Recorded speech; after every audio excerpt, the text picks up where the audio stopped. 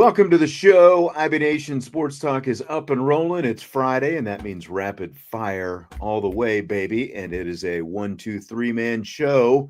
Once again, he's Vince D'Addario in your upper right-hand corner. That's Jesse Stiers on the bottom. I'm Sean Stiers, upper left. For the live audience, how's everybody doing today? I feel like you were introducing us like Hollywood squares. Like, you know, you're the middle square, you're the upper right square. In the center square. Right. Have you ever watched the Hollywood Squares, Jesse? No. Shaking the head. We're off to a great start once again tonight. Like we're on shaky ground. What names can I call Jesse that will prompt him to threaten to leave the show tonight? Just very dreary here. Yeah, we got rained on. We got rained hard. Still raining right now. Yeah, it's still raining right now here. So I think what really threw me off was the rain. Put the Cubs in a rain delay, so I couldn't put on the Friday afternoon cruise control with the Cubs game on in the background. Yeah. So, Speaking of Friday afternoon home Cubs games, Jesse, what do you think of those powder blues? I love them. I do too. They're sweet. They're their new alternate. Yeah, it's way better than like the City Connect ones that they've had. Don't worry. They brought on what's his name? Carter, whoever, into the live booth the first time they wore those uniforms. And he was like, yeah, we sold more of these in 2 days than we sold of any of those City Connect uniforms. And it's like, oh, so you got even more money that you're not spending right now on a bullpen and extending Kyle Tucker and, all of the above. It's great that 2 weeks in a row we start this show with Chicago Cubs talk because we've got the two Cubs fans together commiserating. Why come on and talk about sales numbers of your jerseys in the middle of a game? You know what I mean? Like, come on. Why come on and talk about the Cubs at the start of a Notre Dame show? Wow. I mean, come on, right? Hey. Can we remove this guy? Can we remove that guy? That's me. No, that one. For me, it's my dad. You're pointing right at me, brother, and I don't know how I That's feel right. Here we go. Then here we go. Number one, right here.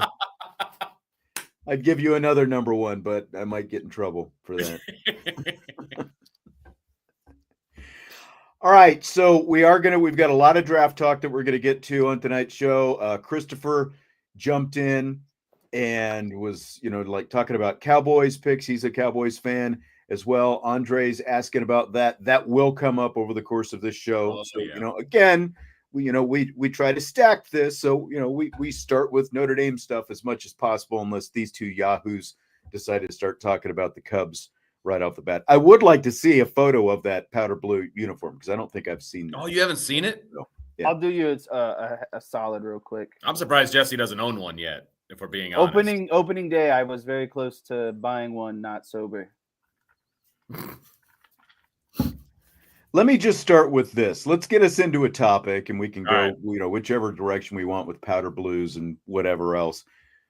NFL draft, of course, started Thursday night with the first round. We've got the second and third rounds coming up tonight, Friday, and then the rest of the draft will be rounds 4 through 7 will be Saturday.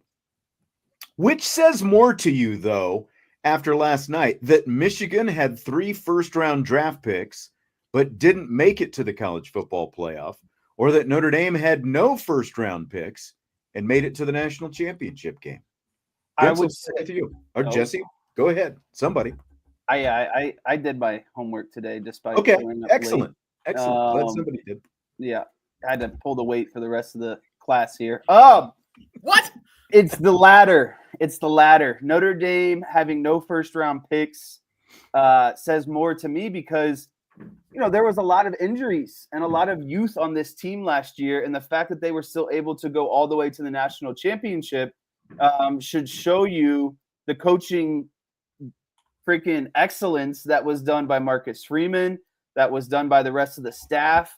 I mean, we know that the defensive line was ravaged with injuries. We know the offensive line was ravaged with injuries. Their best overall skill position players, aka their running backs and probably their linebackers, were youthful and not draft eligible. So I think it's a combination of a lot of things. One, the injuries. Two, they're moderately young, and three, their older upperclassmen are, they don't really, in my opinion, play positions that are, gonna get you drafted in the first round. And so I thought it was more. It showed more about Notre Dame, and really, it was just kind of the leftovers from Michigan, right? Like they had the prior year, they had a ton of guys drafted. There was a lot of turnover in coaching, quarterback position, etc. But those guys were kind of the leftovers that remnants of a national championship team. Yeah, right. So that's where I'm at. I think it shows really how ahead of schedule Notre Dame is, and really how good of a coaching job Marcus Freeman did last season. I actually agree with everything that Jesse said, but I'm going to take the opposite approach and just say it is reflective of how poor the coaching is at Michigan. Couldn't wait for that one. Well, you did lose a quarterback to the top of the draft last year, whether you like him or not. And I know you don't. True. And they lost a lot of other talent early in the draft last year from the championship team. But they had a lot of talent left over, too. And they were a mediocre at best team. They underachieved. Look, you can say what you want about guys. The fact that they could beat Ohio State, but have the record that they had, I think is a testament to that, right? And that's a complete underachieving season right there. Like if they would have gotten blown out by Ohio State, and obviously they lost a bunch of other games, like, okay, I get it. Bad year, it happens. But they were clearly good enough to beat the team that won the national championship, and they stunk up the rest of the season. So they underachieved. It's an indictment on the coaching staff, in my opinion. Well, it's no coincidence that the two guys who probably contributed to about 90% of beating Ohio State both went in the top 15 yesterday. They said it on air.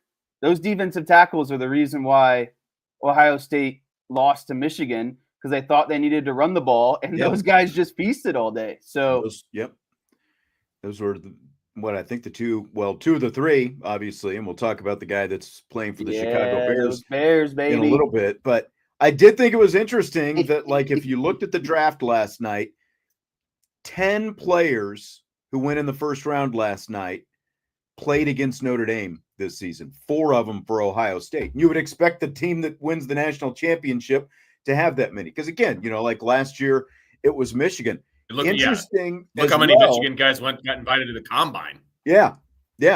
Interesting as well that of those 10 who were drafted in the first round last night, 4 of them were edge rushers who played for Penn State, Georgia, and Texas A&M. And obviously, we know about Abdul Carter, but what's the common denominator between those 4? Notre Dame beat all 4 of those teams. So it's like it's really pretty impressive what Notre Dame did, lacking, like stud type guy to go in the first round. Because now, we can talk about Benjamin Morrison, but obviously Benjamin Morrison didn't play the second half of the season. Didn't play. Even though he was a first round talent and was injured, he didn't play during any of the playoff run. Is my point with him. I thought you were going to say something, Vince. I was going to say the common denominator is Anthony Knapp. That's a common denominator. Dominated all of those guys. I just want to get people mad.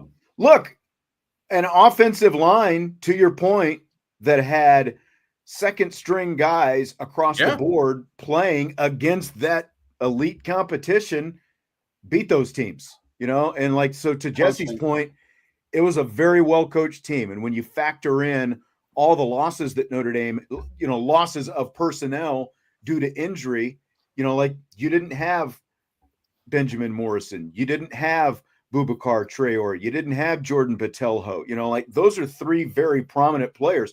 You didn't have Charles Jagasaw for most of the season. And you still went out and you beat all those teams that had those high-level guys. So, to me, it says much more about Notre Dame, the way they're coached, and also, the depth of talent, but also the youth of the talent. Because as we're going to talk about here in just a second, there are a lot of guys on this roster who might not have been first-round draft picks last night, but I think that they're ultimately going to end up being first-round draft picks over the next few years. Yeah, the next few years are going to be fun. If you're a Notre Dame fan and you're watching Henry the draft, what's that? I said yeah. Henry agrees. Yeah. If you're a Notre Dame fan and you like watching the draft and you like seeing, Notre Dame players taken, you're really going to enjoy the next couple of years and probably beyond of Notre Dame guys getting drafted. Like it just so happens, like Jesse said, that their team is just really young. They don't have a lot of, draftable players that were the high-end guys, and that plus injury dropped some guys too. So, Notre Dame's going to be very, very well represented in the next few years. I'll defend Sharon Moore a little bit more, because I know that, you'll take any opportunity to go out and stick it to him. He was a first-time head coach. And again, he lost a high first-round, quarterback. Again, whatever you think of J.J. McCarthy and a lot of other talent from a national championship team, their quarterback situation was horrible for most of the year. So that I think there was definitely some growth at that position over the course of the season. They played better, at the tail end of the season than they did at the beginning. And obviously, with the culmination of beating Ohio State, and like pretty much everyone in this show, unless you happen to be, like a closet Michigan or Ohio State fan, wants nothing to do with either one of those programs. And as I've always said, when those two teams play, I want the team that I want to win is the one that can mess the other one's season up the most. And so in this case, Michigan won that game.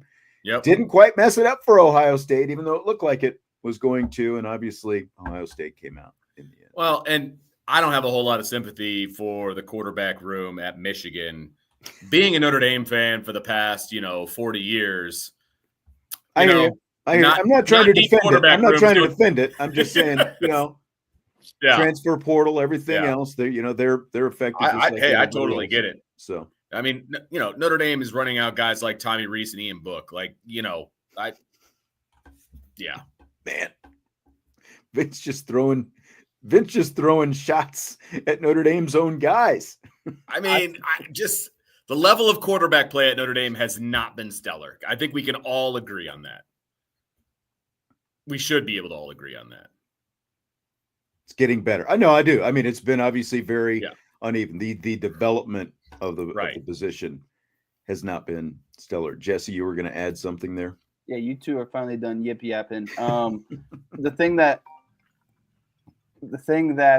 stuck out to me the most last night, as I was watching that first round draft, is, like you were saying, the high number of players that were drafted that Notre Dame ended up facing at some point this season. And specifically, I mean, remove Ohio State. If you look at all those Georgia guys that were drafted and how talented they were and how much of a non-factor Notre Dame made them against that's I kept coming back to that Georgia defense. Georgia specifically, because you can talk about who was or wasn't playing quarterback for Georgia, but Michael Williams and Jalen Walker went 11 overall, 15 overall. And there was another defensive guy, I think, that got drafted as well from Georgia. So it's just like those guys were considered, like Malachi is the best safety in the country. And obviously that other guy is considered one of the best edge rushers in the country. And I felt like they had no impact against Notre Dame. So again, to me, it comes down to game planning and just really good coaching this season. If you're like Notre Dame overcame injuries, a lot of youthful talent combined with some kind of old vets that they were, Riley Leonard and others that they were trying to incorporate. And they went all the way to the national championship. Right. If you would have told us at the beginning of the season that this team would have went to the national championship, would have called you crazy. Like I expected a playoff win or two, but all the way to the national championship, it just shows like the tremendous job of coaching. And look, again, when you look at the first round talent that they faced along the way, it's like that kind of stacked talent on these teams that Notre Dame has played either in playoff games or in New Year's Six bowls, that's largely the reason that's what has separated Notre Dame from these teams, shopping down a different aisle and all that different kind of stuff. By the way, I didn't catch this last night, but I heard somebody say this morning that apparently Will Campbell, when he was drafted, kind of gave Brian Kelly, like the kind of blew him off a little bit. Like Brian Kelly was going in for a dap or something, and Will Campbell blew him off. Did you guys catch that? I was looking for Brian Kelly, and I didn't see him there. I didn't see Brian Kelly. I was purposely I looking didn't either, for him because I went back and and found like when they called his name and all that different stuff. I never saw BK in there, but I heard somebody talking about it. I actually made a comment to my kid. I was like, "Yeah, you notice who's not there to celebrate?" So I didn't even see him. I didn't even think he was there. Okay, so first round last night. Here's my question: which players on the current Notre Dame football roster are most likely future first round picks? Do you want to do this kind of like we're going to do this other thing here in a little bit? You want to go around and just throw out a name? Yeah. All right. Leonard Moore. Yeah. I think he's probably the lock for all of us, right? Like on this roster, is there anyone who you would consider more a lock to be a first round pick than Leonard Moore? Depending on how the season goes, Jeremiah Love. And depending how the next 2 years go, CJ Carr. Well, and the reason I say that is because quarterback is a higher valued position. That's right. I mean, I do think he's extremely talented, but quarterbacks tend to get overdrafted anyway. So the chances of him getting into the first round, I think, aren't good. You know what I mean? So that's why I say CJ Carr. I agree with that. And if CJ Carr is anything like what we think he's going to be, he's going to be in there as well. I just feel like Leonard Moore is even more of a lock he's right proven now. It though, right? I mean, he's proven it. So that's Jeremiah Love, what you don't know with running backs is, exactly like as we saw last night, everyone obviously, was in love with Ashton Genty. And then other than that, no other running back ended up going in the first round last night. Hampton. I just feel like Jeremiah Love, what's that? Omari Hampton went to the Chargers. Oh, that's right. I forgot about Hampton. I just feel like Jeremiah Love is a guy, who someone's going to fall in love with, kind of like the Lions fell in love with Jahmyr Gibbs a couple of years ago. Yeah, I get that. And I don't disagree with it. Another name I'd throw out there, since why not? Charles Jagasaw, I think is a name that tackles are more valued than guards. I get that, but he has the opportunity to be a dominant guard if that's where he's going to stay. So I'll say Charles Jagasaw as well. He was on my list. Yep. He's on my list as more. So far we've got CJ Carr, Leonard Moore, Jeremiah Love, Charles Jagasaw, and again, question with Jagasaw now is going to be, since he missed his freshman season, is will he be here beyond this year? Will this be his last year? That'll be kind of a question based on how he does over the course of this season. So that is, what is that? 1, 2, 3, 4 guys. Do you have anybody else? I've got one more on my list. Yeah, I have a guy who's kind of in between. Maybe you could consider a wild card, but I think Drake Bowen deserves to be on this list. You think Drake Bowen could be a first? I don't know. Off-ball linebacker, first round. I would have a hard time with that. What do you think, Vince? Yeah, I mean, I would say KVA over him, and I would actually give Christian Gray an opportunity over him as well. But yeah, I'm going to go with no. Doesn't mean it's not going to happen if he has, another 2 big years. He's going to need to have 2 big years. I've actually got Bryce Young as my guy. My other guy who I think, like you're talking about an edge rusher, and Andrew Gilmore just popped that in there as well. I mean, I think that Bryce Young as an edge rusher, that's a coveted position, one of the 3 most coveted positions. So that's where I'm going with, would be Bryce Young. That's a good one, actually. That's a really good one. The lineage doesn't hurt. The traits obviously don't hurt. I think that's actually a really good one.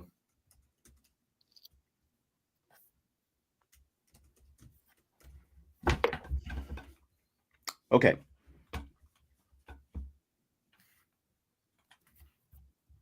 So the second and third rounds of the draft are tonight. Scale of 1 to 10. How confident are you that we'll hear both Xavier Watts and Benjamin Morrison's names tonight? 10, like 10 plus. I think they're both going to get drafted tonight, whether it's the second or the third round. I think that's up for grabs. Like, we could have a discussion about whether it'll be second or third, but I think they both get their names called. They'll be the only ones, I think, tonight, but I think they both get their names called. I'm very confident in that. Yeah, I'm about a 9.5 out of 10 at the end of the day. I'll leave a little bit of room for error, but I definitely think both of those guys are going to be drafted in the next couple rounds, probably tonight. I guess the better question would be, who do you think goes first, Watts or Morrison? Funny you should say that, because we did this question yesterday, and you can kind of be the tiebreaker. I have, and first I'll say 9 out of 10. Again, the only question with Benjamin Morrison is the injury and what that means. You know, he did have the workout and he looked good and all that kind of stuff. Like, how concerning is that to these NFL teams in terms of his stock? Because, you know, like, Jesse, cornerback is one of the positions that Dallas, you know, needs, but they've got two guys who led the NFL in interceptions in the last 5 years, in Bland and Diggs, who have also both had season-ending injuries over the last couple of years. So, like, as great as Benjamin Morrison is, the last thing that they would want to do is probably draft another guy with an injury history, you know, coming into the NFL. You know, so I think it's going to probably kind of be case by case for everybody. But to answer your question, I've got Xavier Watts going before Morrison. Vince has Morrison before Watts. You're the tiebreaker. What do you say? So I think it's really close. I think cornerbacks are more valuable in the NFL than safeties are. But I think Morrison's injury history is just going to hold him back quite a little bit more. No injury. Obviously, Morrison, I think, goes higher. But, I mean, look at Will Johnson, the Michigan corner, and the chronic, I guess, you know, whatever he's got going on that has completely knocked him out of the first round. So while I think cornerbacks are more valuable, I think that injury history is just going to follow Morrison a little bit, and Watts will sneak out ahead of him. Vince thought I was going with him there for a second. You did, man. You led me astray. I think they're going to be really good situational fits, though. Like, I'm glad that, like, Morrison isn't just being picked to be picked. I hope a team is doing their homework on him, and he can be like in a situational fit and have an immediate impact. I think Watts will end up at the Eagles, but that's going to be unfortunate. Watts with the Eagles. God, I hope not. They got another freaking stud from the SEC. Yeah, Alabama. Last night. Okay. There's a couple women's basketball questions that I wanted to go ahead and slip in here. One's a comment, one's a question. Christopher says, Malaysia Fulwiley, the guard who started out at South Carolina, has transferred to LSU. That happened today. And then Andre asks, any more Notre Dame women's basketball commitments coming? So, the Malaysia Fulwiley, I made a post on the Champions Lounge the other day regarding women's basketball, and you know, like, I've refrained from using names because, as I've said on the board, you know, like, you use names and then if they fall through, people get disappointed, all that.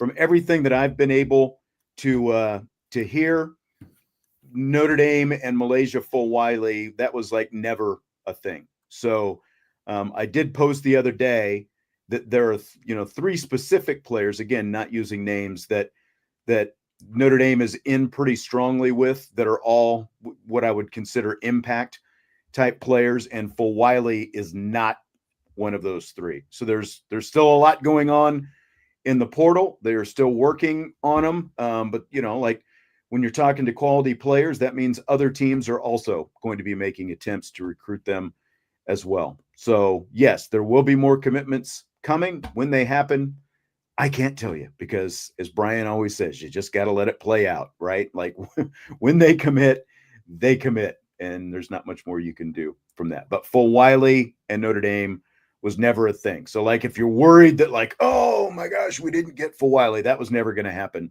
anyway. And there are still some other really good players that that Notre Dame is in on right now and actively recruiting. So last year's draft in Detroit set an all-time attendance record with more than 775,000. This year's draft in Green Bay is expected to create an economic boost of more than $100 million for the state of Wisconsin. So my question to you guys, would you want to attend the NFL draft?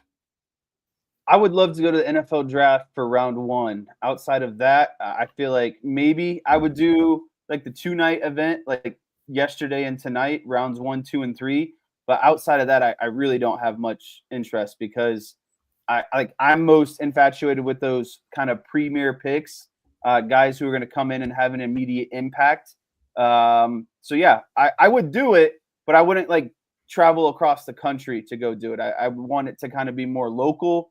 And I wouldn't stay for the later rounds. I have no desire to go to the NFL draft. It doesn't interest me at all. I had a hard time staying awake sitting on my couch. I can only imagine standing there the entire time. I know. And then also having to deal with all the drunks and everything. No, that's a hard pass for me. But I will say this. I would kill to sit in a draft room, like a war room. Oh, just be a fly on the wall kind of thing? Yes. Yeah. I want to be in a war room for the entire draft, like all 3 days. I want to be in a war room. That I would do. That would be cool. That would be very cool. Like to be able to do something like that. That would be a lot more, interesting than being at the draft. And like I was watching that last night, and I used to think that I would want to go.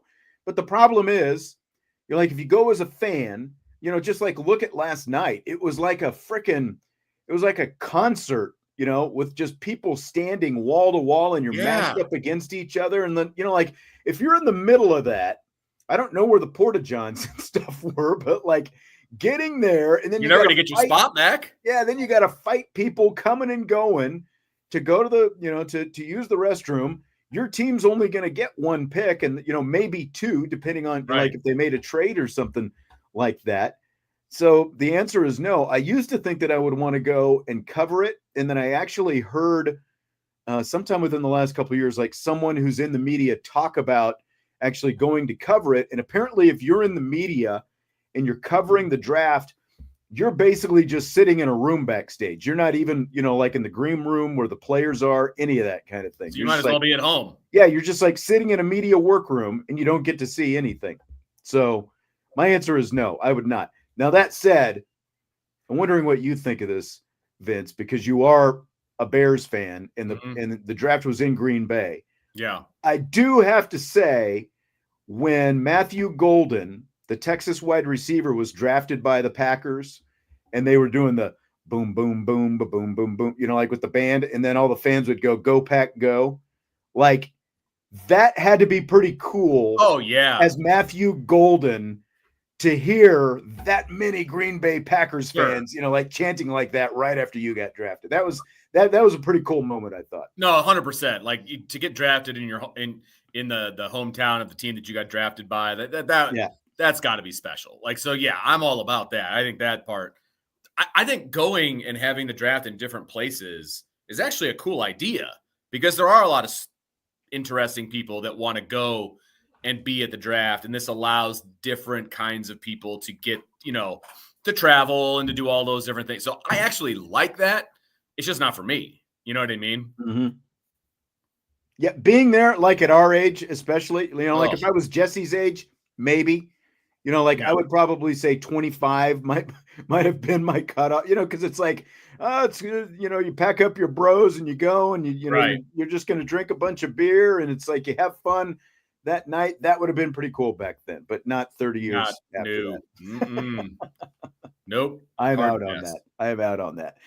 Christopher, by the way, was asking, did we really have a first rounder on our defense other than Xavier Watts this year? Did Notre Dame?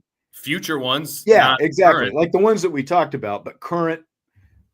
Benjamin Morrison was the only other only other one that would have qualified this year. But again, like obviously wasn't able to make any kind of impact, during the playoffs because of his injury. Okay, so here we go. I'm going to see how this goes. I'm interested to see exactly how this goes. We're going to do a reset of the NFL rosters with an expansion draft. The three of us right here. All current NFL players are available for this. So we're purging all the rosters of all the current NFL teams. We're using this year's NFL draft order. A couple of Fox Sports guys did 2 full rounds of this, but we're only going to do the first 12 picks because it goes through. The Cowboys picked at number 12, and I don't think we need to do, like a full first round. But we're going to take turns drafting any current player from an NFL roster. So to be clear, like we're not drafting teams, we're just picking players. Like if you were resetting the NFL and you were doing an expansion draft for the entire NFL, you clear everybody's rosters. Who would be the first player that you would pick? Who would be the second player that you pick? So I've actually set this up. Vince, the Bears fan, will get to make a pick for the Bears at number 10. Jesse and I are both Cowboys fans, but you can see that Jesse's got his Cowboys gear on tonight. So he will be picking for the Cowboys. So the Tennessee Titans have the number 1 overall pick. So Vince DiDario with the first pick in this, whatever kind of draft this is. Who you going with? So, spoiler alert, I'm not picking a tight end for the Bears. Yeah, put that out there. Excellent. But I in the spirit of the NFL draft and having special picks and all of those things, I do have a guest picker to pick our number 1 pick in this draft. Here we go. As our first pick, we're going to be taking Saquon Barkley. Saquon Barkley. Yep. That's right. This is my GM, by the way. All right. Some might say that he's got a little bit of a leg with him. So justify the pick. I'm going to tell you, Vince, I didn't have Saquon Barkley in my top 12. And you've got him going number 1. So already you've made a very Joe Shane type decision. Like you better, like the GMs don't have to justify their picks on night 1. You got to justify. I don't know what's worse, this pick or the Bears' actual pick yesterday. Saquon Barkley is one of the most dynamic players in the NFL. Period. End of discussion. And if I was putting a team together, obviously my next pick would be an offensive lineman, and I would get my line set. And listen, I have a lot of issues with the guy who used to coach at Michigan and now coaches in LA, but I love the way he runs his offense. True. Like Joe Alt and then a running back. Yep. Like that. That's me right there, man. Like I want to run the football, and I don't need a dynamic quarterback to run the football. I need a guy that can stretch the field, but I don't need a dynamic quarterback. I need a dynamic running back. So we went Saquon Barkley. He's a dynamic running back, all right. I'm just virtually speechless. Jess, what do you think of the pick? I think you could have went Genty, and I would have been better. Genty's not in the NFL. That was part of as of last night. He is. We were supposed to do this last Friday. You would go. There's just a lot of tread on those tires for an NFL running back. Man, you would go with a completely unproven rookie even over Saquon Barkley, huh? Yes.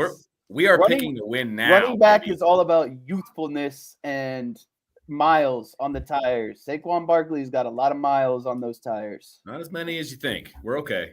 I'm going to be honest with you because it just made my pick a lot easier. I didn't think I was going to get who I was going to get. I mean, it made my pick pretty easy as well. And,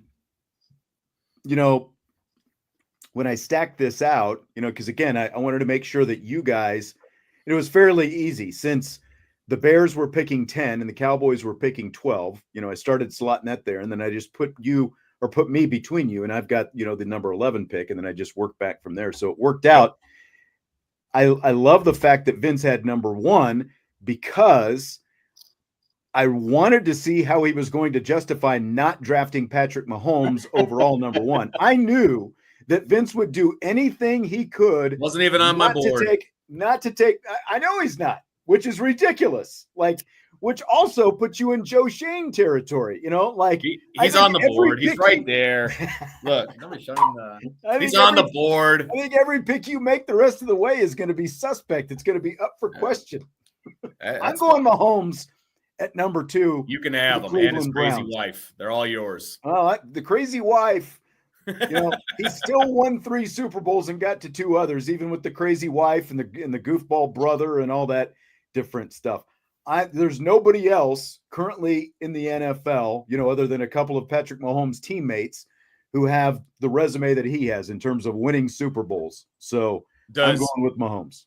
Does his current head coach get to come with him? Because if not, I don't think he's going to be as effective as you think. Okay. The current head coach that never won anything before drafting Patrick Mahomes. He went to a Super Bowl.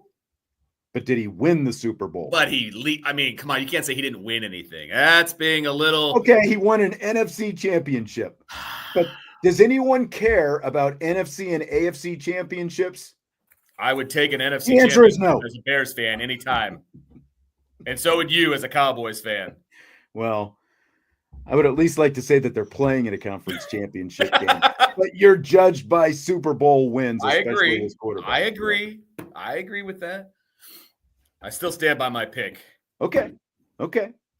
Jesse, you've got the number 3 pick. Barkley and Holmes are off the board. This is really hard for me, actually, at the end of the day. This is the New York Giants you're picking for, by the way. Yes. This is hard.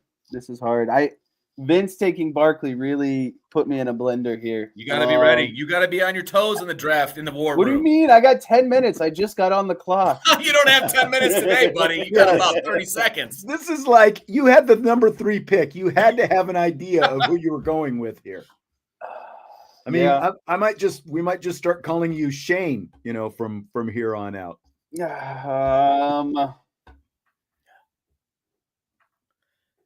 I mean, if he goes over, he loses his pick, right? Isn't that how the rules work? Serious. This is not fantasy football. Your season does not ride on this. Just make a pick.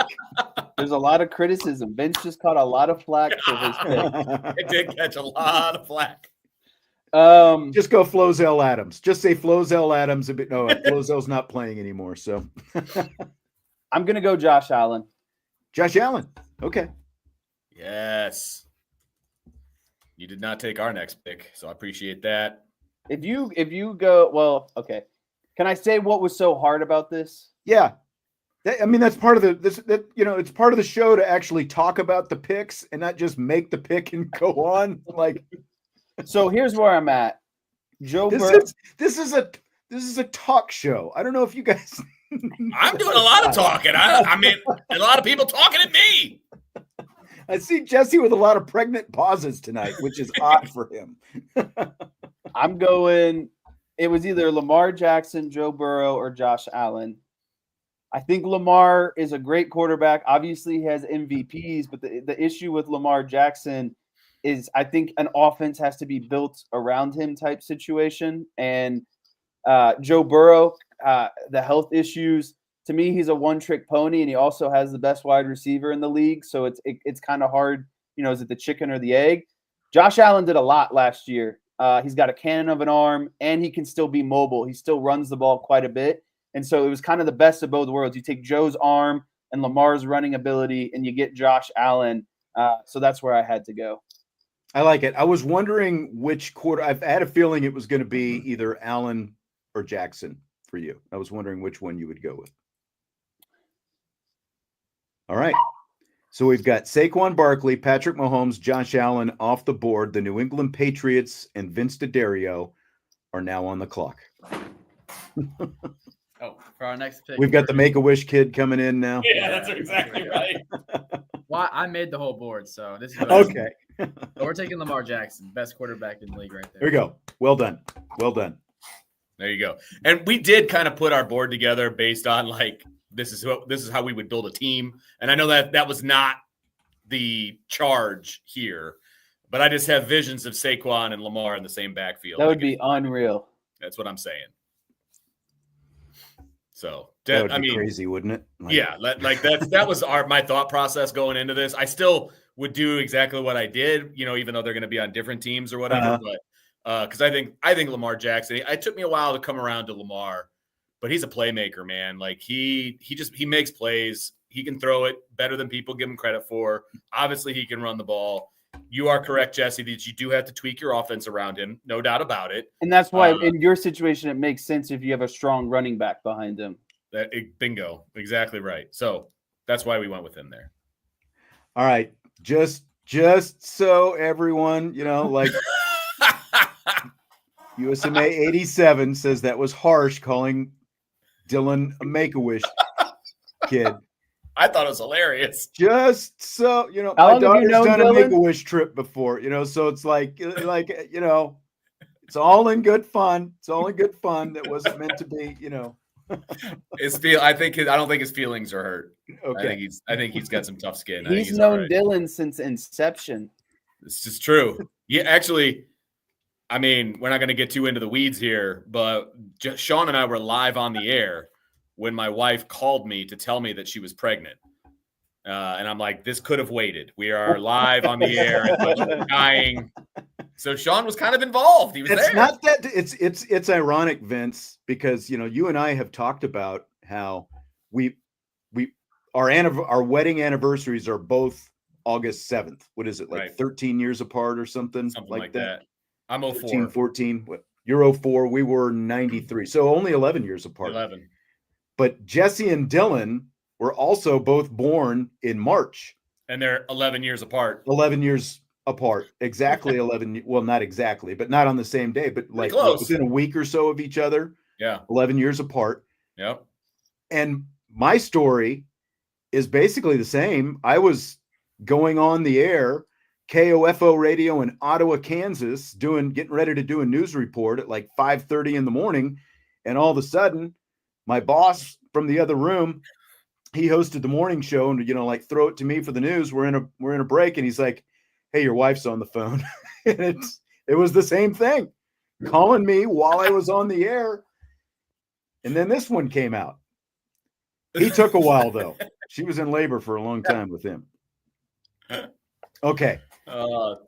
We're up to pick number 5 in our Where is this going draft. And the Jacksonville Jaguars, I've got the pick. And I'm just going with Joe Burrow. Like Joe Burrow made it to number 5. I was ready to pick Joe Burrow if I needed to at number 2, even if Vince would have had some sanity in him and went with Patrick Mahomes at number 1. But so I'm going with Joe Burrow here. Just look at what he did last year. And I like Jesse mentioned the fact that he's got those 2 great receivers, Higgins and Chase, obviously, but there's a reason that Al Golden is back in Cincinnati, because that defense was horrible. And if they had even an average defense last year, the Bengals would have been in the playoffs and Joe Burrow would have been, much more highly regarded in terms of MVP and all that kind of stuff. So Joe Burrow's my guy with the Jacksonville Jaguars. Again, we're not drafting our own teams. We're drafting for these teams. We could all take quarterbacks like for the first 10 picks, and make a case for it. But right. I'm not going to. We're not doing like fantasy football teams. We're just basically, yeah. I know. It's hard to get out of that mentality. I'm going to say that. But I am purposely not going to pick the same position twice because I only have 4 That's picks. The last quarterback that I'll draft as well, actually. So. Because now Jesse is drafting for the Raiders at number 6, and you have 15 seconds. Micah Parsons will be my selection. I like it. Premier edge rusher. You can make the argument for Myles Garrett, but Parsons is 4 years younger. He's right on the cusp of being a defensive player of the year. I think he's better than Max Crosby overall. So really, if you're talking about premier edge rushers, it's Myles Garrett and Micah Parsons. And for me, I went with the guy that's younger and probably going to, be in the league a bit longer. So that's where I went. Okay. Vince is on the clock with the New York Jets. I want to save him for Bears. Sorry, I was conversing. I was conversing in the war room here. That's all right.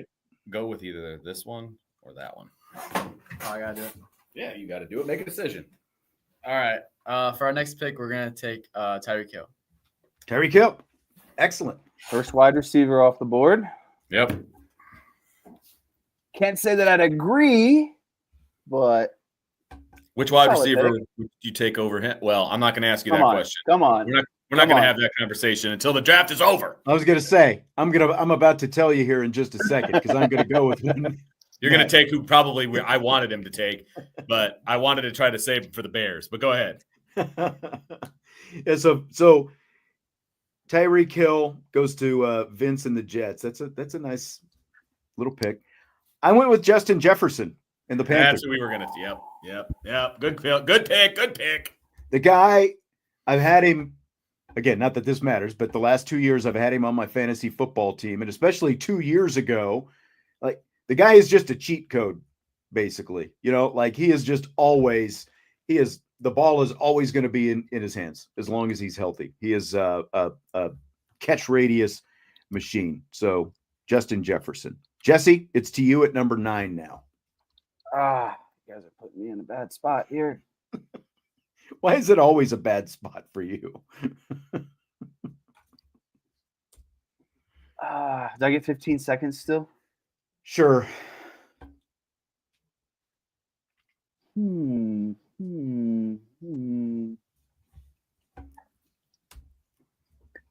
am going to go.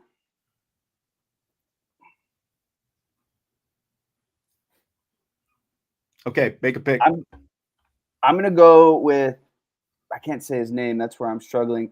Penny Sewell, the lineman from the Detroit Lions. Yeah. I think there's maybe more experienced linemen out there, but Trent Williams is old. Lane Johnson is old. Zach Martin just retired. So when you talk about a young guy that's going to be around in the league for a while, that really turned around that Detroit Lions offensive line, and I think has established himself as one of the best linemen in the league, I'm going with Sewell. First lineman off the board. He is. And we actually, we had 2 receivers off, but we had an edge rusher. Now we've got a left tackle, and that was for the Saints, by the way. Okay, mercifully, we're down to the last 3 picks. Bears, 49ers, Cowboys. Vince, go ahead. I am going to right a wrong from the past where the Bears blew it. And I am going to take Joe Alt with our final pick. Joe Alt. I love it. That's who I should have went with on my last one. Still reeling, still keeping the record intact for not taking offensive linemen in the first round after last night. Correct. We'll get to that in a minute, I will also say that Trent Williams was in the running for me. 36. At that spot. Just an established, offensive tackle with the 49ers. But I think Joe Alt is extremely good, has a higher ceiling than Mr. Trent Williams at the moment. And we're ready to win now. So I'm taking those are like opposite ends of the spectrum. You got the young, and then you got the super old on his way out. Yep. I know. So I decided to go young. You know what I mean? Both would have been fine, but I like it though. Also gives us an Irish flavor. Good cornerstone. Something again. The Bears don't draft linemen in the first. It's amazing that the Bears don't draft linemen in the first round. You're supposed to be the monsters in midway, and they get sacked. So frustrating, by the way, but whatever. So I'm picking for the 49ers now at number 11, and I'm going to give them their guy, Trent Williams. There you go. We were just talking about. Okay. They're getting their guy to play tackle for them. Trent Williams, one of the best tackles in the game. I love it. He is one of the best tackles in the game. That's a great pick. Yep. So, Jesse, you've got the final pick of this draft. Just spit out a name. With the 12th pick of the 2025 Irish Breakdown draft, the Dallas Cowboys will be selecting CeeDee Lamb. What a homer pick. Pick. What do you mean? What better wide receivers are out there? Okay. Let's not set Jesse off. I mean, Jamar Chase is out there. Who has more production than CeeDee Lamb in the last 5 years? Pretty sure Jamar Chase does. It's pretty equal. They're pretty similar. Okay. And this is why I can't make picks. Didn't realize how personal Jesse was going to take this draft. Okay, so I'll just recap it in case anyone cares, in case anyone's still listening. Vince picked number 1, Tennessee. Again, we were using the draft order from last night and the actual teams resetting their rosters. We were drafting players for these teams. I don't know if we really achieved what, we set out to achieve, but Vince picked first. He picked Saquon Barkley for Tennessee. Then I picked Patrick Mahomes for Cleveland. Jesse took Josh Allen for the New York Giants. Vince took Lamar Jackson to the Patriots. I took Joe Burrow to Jacksonville. Jesse, after brief deliberation, actually, took Micah Parsons to the Raiders. Vince then took Tyreek Hill for the Jets. I went with Justin Jefferson to the Panthers. Jesse went with Penei Sewell to the Saints. Vince then Joe Alt to the Bears, Trent Williams to the 49ers for me, and CeeDee Lamb to the Dallas Cowboys for young Jesse. All right. It was a long and winding road to get there, but I think the vast majority of those picks were legit. USMA 87 says Jesse is diligently researching to prove he's right that CD is better. I mean, between Jefferson, Chase, and Lamb, it's pretty close. Go wrong. Pretty close. And, well, I was going to say, Jefferson has had Kirk Cousins and Sam Darnold throwing him the ball the last couple of years and still just puts up insane numbers. Yeah. Okay, so back to the first round of the actual NFL draft. Which is more surprising? The Shadur Sanders slide out of the first round or the Giants trading up to the first round to take Jackson Dart at number 25? I would say it's more surprising that Shadur fell out of the first round. I agree with the fact that he should be out of the first round, but it's surprising to me because I thought one team would latch on. Pittsburgh was obviously, the one that everybody had circled, and I definitely got a good chuckle when they did not go that direction. But to the point of when we were talking earlier about potential first round picks for Notre Dame, and I feel like all I want to say for the next 2 years is Jackson Dart went in the first round. When talking about CJ Carr, you'll always have that to fall back on, won't you? You know what I mean? Like, he's not a first round quarterback, yeah. But I guess it is what it is. But I guess it's more surprising that Shadur fell. Like, just his last name, all of it, like all of the stuff, right? It's surprising. We'll see how far he falls tonight. I hope all Giants fans turn off this show right now because what I'm about to do to them shouldn't be allowed. Shadur Sanders is more of a surprise.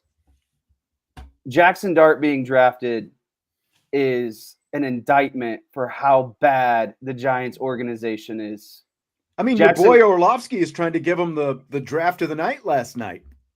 Jackson Dart had no business going in the first round, and the Giants had no business giving up that much value to take Jackson Dart because here's why. I agree. You just signed Russell Wilson and Jameis Winston.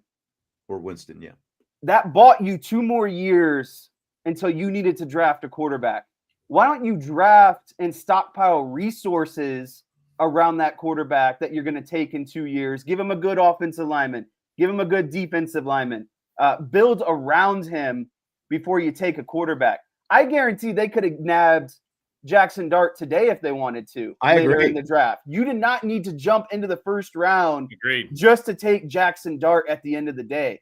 You didn't need a quarterback this draft, and you didn't need to jump into the first round to grab a quarterback in this draft. If you were going to draft a quarterback, just wait until the 3rd or 4th or 5th round and maybe pick up Tyler Shuck from Louisville. Like, there are so many better options for what you already have on the roster because especially after Pittsburgh had already made their pick, so you knew that Sanders was still out there. So right. Like none of those teams, those are all playoff teams that you none of them are picking a quarterback. They weren't going to take a quarterback. They didn't need Jackson Dart. Yeah, like the only chance was would Cleveland have taken Jackson Dart because they've got the first pick, to start things off in the second round tonight. So like, would Cleveland have taken Jackson Dart? I don't know, but at the very, like, Cleveland's got 2 picks in the second round, so just trade up to the top of the second round. Scott L is saying scale of 1 to 10, 10 being a cataclysmic disaster. How is the Giants' trade of their second round pick, 34 overall, 2 third-round picks, and a 4th-round pick to move up 9 spots for Jackson Dart?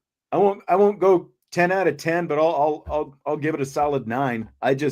Jesse and I were talking earlier this week. If the Giants wanted to trade up and take Jackson Dart, have at it. I am more than happy about that as a fan of the Dallas Cowboys. Now, Michael Hahn, Abdul Carter's another story. Like, they obviously got a stud with Abdul Carter, but I was shocked that they traded up into that spot and gave up all they gave up to get Jackson Dart. I think they way overpaid for that, and everyone's patting him on the back today, or a lot of people are patting him on the back anyway. I wouldn't be patting him on the back for Jackson Dart. He's not a first-round quarterback. He's not a first-round talent. Neither is Shadur Sanders. Like, they should have just let sleeping dogs lie until today and then kind of figured some things out. Jackson Dart won't be in the NFL in 6 years. And neither will Shadur Sanders. Oh, man. Shots fired all over the place. Vince is I feel like you're projecting Dion stuff on Shadur Sanders, honestly. No, I watched a lot of Colorado games. Because if you look at the two, though, Ole Miss had a much better team and infrastructure. Yes, agreed. Than what Shadur Sanders. Shadur Sanders had a horrible offensive line. Agreed. In front of him. So like, people talking about like off target, or off platform and all that kind of stuff. Like that to me kind of moves Shadur Sanders, like keeps Shadur Sanders in front of Jackson Dart at the very least. That's fine if that's how you guys want it. I'm not saying he's a first round guy, right? But I think it's tomato as far as who you're going to pit Dart or Sand. I don't care. Neither one of them are first round picks, as you said. I don't care which one it is, to be perfectly honest with you. I just don't like I agree with you that his off the field stuff affects my opinion. But if I'm drafting the quote unquote leader of my franchise, I want you to have your crap together off the field, and I want you to have your crap together on the field.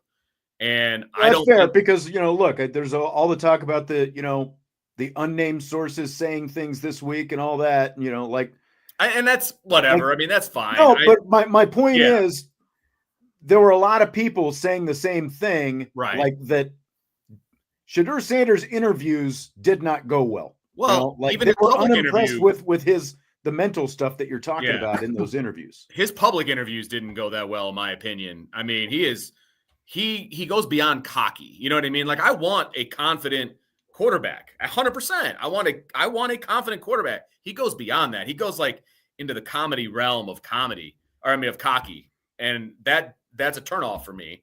And then you add in the circus that comes to town with him, and that's a turnoff. Like, I'm out. You know what I mean? There are other guys that I would rather have who are not going to be a problem off the field, and who I think I can coach up and make into a better NFL quarterback. Yeah, and look, a lot of people think that Pittsburgh should have taken Sanders last night. Look, if you don't think that the guy is a first-round guy, don't force a pick with the quarterback in the first round. They paid the price with Kenny Pickett a couple of years ago. They took Kenny Pickett because they felt like they needed to take a quarterback in the first round. You don't just take a quarterback in the first round to do it. These are second-round guys. If they're meant to be with you, they'll still be around, when it comes back around in the second round. I just feel like Aaron Rodgers is probably going to play for the Steelers this year. If you're not sold on the player, especially at quarterback, don't reach in the first round. Yeah. Rodgers, he'll satisfy, at least for the short term, Pickens and DK Metcalf out there, and the quarterback class is supposed to be better next year. So if you're the Steelers, just, go with a stopgap and wait for a year. I feel like Rodgers is going to be playing in Pittsburgh. That's probably true. That's probably true. I didn't log in correctly here, so I can't comment in the chat. Coffee for Closers. I think I can bring it up. Here, I'll do it. I don't have the ability. So Coffee for Closers says Vince Baker Mayfield got arrested for being drunk driving. Manziel gets arrested for the same, and domestic violence. They won Heisman. Sanders has never been in trouble. What's the difference? I wouldn't have drafted those guys either, number one. regardless of what trophy they got in college. So I will say that. You wouldn't have drafted Baker Mayfield? I mean, he's still like a starting NFL quarterback. True. Right now. I've just never been a fan of either one of those guys. So I would not have drafted either one of those guys. And they definitely have, like, to me, they have even, bigger outsized personalities than Shadur. Right. And I'm not saying he's a bad kid. You guys are taking me the wrong way. I'm not saying he's a bad kid. He brings a heck of a lot of baggage with him to whatever franchise drafts him. That's what I'm saying. Not negative like getting in trouble with the law, but he's going to probably have like a personal documentary being made about him. He's, there's just going to be too much extra that I'm not a fan of. And I don't think his talent backs it up. Yeah, Andrew brings up a good point. Like, I've never liked Ben Roethlisberger. He did have a ton of issues, like sexual assault allegations all over the place, and it was basically swept under the rug because he could win, a lot of games in a Super Bowl. So, I think some closing thoughts on this question. I think Pittsburgh did it right. I think they're still going to potentially draft Shadur Sanders if he falls to them in the second round. And if they don't, I think they're going to draft Jalen Milroe. I think the Pittsburgh Steelers are going to end up with either Jalen Milroe or Shadur Sanders on their team. And to me, my favorite moment of this whole Jackson Dart, Shadur Sanders, Giants fiasco that's going on is, if you guys remember, Shadur Sanders posted and wore a pair of New York Giants themed cleats only for the Giants to trade back in the first round and take Jackson Dart. To me, that is comical, right? Like, you were projecting, you were saying the Giants are going to take you. It's a done deal. You get these custom cleats made and they take Jackson Dart. I don't know. I just thought that was really funny. Bingo. And that, in a nutshell, is one of the reasons I wouldn't take him. Who, real quick, so we can keep moving here, who do you think Sanders ends up with? The Browns have 2 of the first 4 picks in the second round tonight. Raiders have a pick. Like, I feel like it's probably one of those 2 teams. Karma says the Browns, because that's where quarterbacks go to die. Jess? He couldn't make it, and he doesn't need to be in Vegas, so I'm going to go with Cleveland. Man. Again, Vince, I just feel like most of this is about Dion rather than Shadur, because I know you hate don't mind Dion. I actually don't mind Dion. I mind some of the things that he does, like right. I mean, retiring his son's jersey. But you're kind of, I to a point, I agree. It's like you're kind of acting like Shadur Sanders was nothing but trouble from the time he, stepped into a college uniform and with all this. I'm not saying he was trouble. I'm saying he's there's just some annoying parts that will come with him as a package deal that I don't want to sign up for. That's all I'm saying. And I don't think he's going to be able to handle being coached by somebody else. That's the other piece of it. I mean, that will be a question. That's going to be a big piece. And that's why if I'm the Saints, I don't draft him. If if I'm Kevin Stefanski in Cleveland, it's a guy with, actually a pretty good, pretty good track record in terms of, with the exception of Deshaun Watson, getting things out of quarterbacks. And then obviously you've got Pete Carroll out there in Vegas. And I see a little bit of Geno Smith in Shadur Sanders, so I could see some similarities there, I think the biggest red flag for me is he's never not been coached by his dad. So what is that going to look like? Because his dad babied the crap out of him. It's true. So what is it going to look like when you? It is a question. And look, I think they're all fair questions, because obviously if other NFL teams, whether it's from a pure talent or any of these other things that you're talking about, if they didn't also see some of those things, he would have been drafted by somebody last night. Yeah. So we'll see. Yeah. I could be dead wrong, and I'd be okay with that. That's fine. I already got to deal with Caleb Williams. So whoever gets Shadur, they can have him. Okay. Both of our teams, the Bears and Cowboys, made somewhat interesting picks based on what everybody was predicting last night. Bears took Michigan tight end Colston Loveland with the 10th overall pick. Vince, Mr. Bears fan, what'd you think? So the last thing they needed was another freaking tight end. And if you're going to take a tight end, how do you not take the kid from Penn State? Like, I was befuddled. This Loveland, I didn't know a whole lot about him. I've seen that like Ben Johnson thinks that I guess he can be more of a blocker than Tyler Warren. I think he's but like the second coming of Sam Laporta in Detroit. to me, he's a little bit of an oversized wide receiver. Yeah, Loveland. he's skinny. Yeah. Like, what are we doing? Kind of surprised. They got Cole Kmet. They don't need another tight end. They need offensive line to protect the diva from California. Like, you got to, like, the fact that they went USC last year and Michigan this year and back-to-back first rounds. Yeah. Put my fandom up for adoption. I couldn't wait to ask you how you felt about them taking a Michigan tight end at number 10. It's right up there with the fact they took a USC quarterback last year. So it's not good. At least one made sense. I was shocked that it wasn't Tyler Warren. If they were going to go tight end, I was shocked that it wasn't Tyler First of all, Warren. I don't think they need another tight end. But if they're going to go tight end, how do you take this kid over Tyler Warren and what he was able to do all postseason? Like, come on. And I realize that, they signed a couple of free agent offensive linemen, but that still, to me, has just, I said it early in the show, it's the most neglected aspect of the Chicago Bears. They never take offensive linemen in the first round. Literally. It's been more than 25 years since they've taken an offensive lineman in the first round, which is shocking considering you're the Chicago Bears and your reputation is physical football. Are we surprised about the correlation of no offensive linemen and continued bad football in Chicago? I just feel like the new Bears head coach was stuck in his apartment in Detroit, and the only channel that he was able to get is whatever Michigan football was on. So that's why he drafted that tight end. I love this guy. Yeah, like he just fell in love with this guy because it's the only football he could watch. All right, so Vince obviously not happy with Holston Loveland. The Cowboys took Alabama guard Tyler Booker at number 12, and we've got a few in here. Andre asking if we're happy with the pick. Christopher says could have done worse with the first pick. He's good for now. And then Tyler Evans says, is Dallas's new offensive line called the Great Wall of Tyler? He is the third Tyler, and thank you for the super chat, Tyler Evans. He is the third Tyler who will now be playing for the Cowboys offensive line. So Jess, you good with taking the lineman over skill position, guys? So going into the draft, my strategy was either Ashton Genty or the wide receiver from Arizona if they were there. Both if those gone. guys weren't there, I didn't think it was worth the reach to go for a different wide receiver or skill position guy.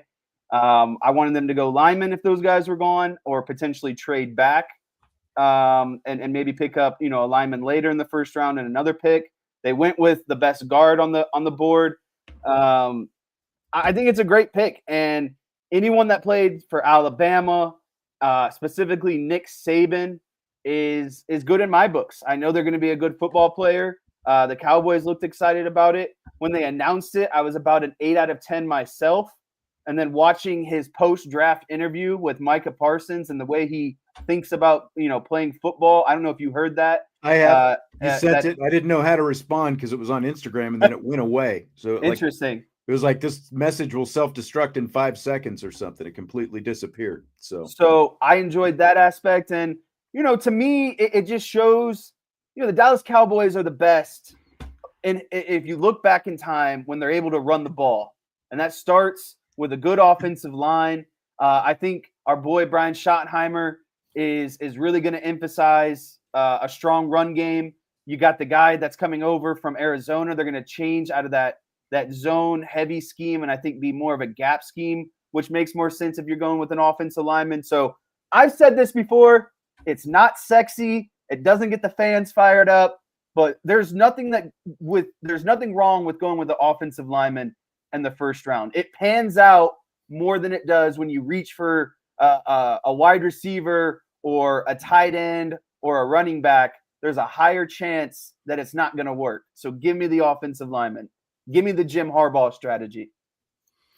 You got a weird way that you pause in the middle of your sentences where I thought that there was a period after the Cowboys are the best when they can run the ball. I was like, what? Whoa. All right. That was funny.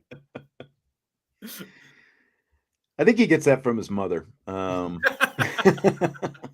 I agree with Jesse though. Offensive line, there's nothing wrong with getting an offensive lineman, and especially when you had a guard who's a Hall of Famer retire. That's what I mean. And this is a big man. He is a mauler of a freaking dude. He's big.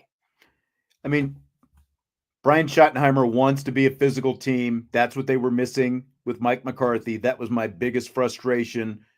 They're saying with this pick that they're going to be a more physical football team. You know, Booker is a plug and play type guy. He's big. Mel Kiper was kind of ripping the pick a little bit, you know, like, because on the one hand, he's like, well, they reached because, you know, like this guy is like late first round at best type grade. But then Kiper goes on. He's like, but he's a really good run blocker. He's a really good pass blocker. He's a plug and play guy. So, I mean, basically people's biggest issue with taking Booker, you know, where the Cowboys did at number 12 is it's way above the slot that most people had him graded out at, you know? So like they're saying he's good, but for the value, you know, like you're not getting the value or whatever. It's like, you know, Jahmyr Gibbs a couple of years ago, I thought the Lions were nuts for taking him as high as they did. Look how that's worked out. You know, like they have a vision for what they want, and that's what it is with the Cowboys. Now, they apparently were working on trading down with Houston, but that would have been all the way down to pick number 25, and Houston wouldn't give up,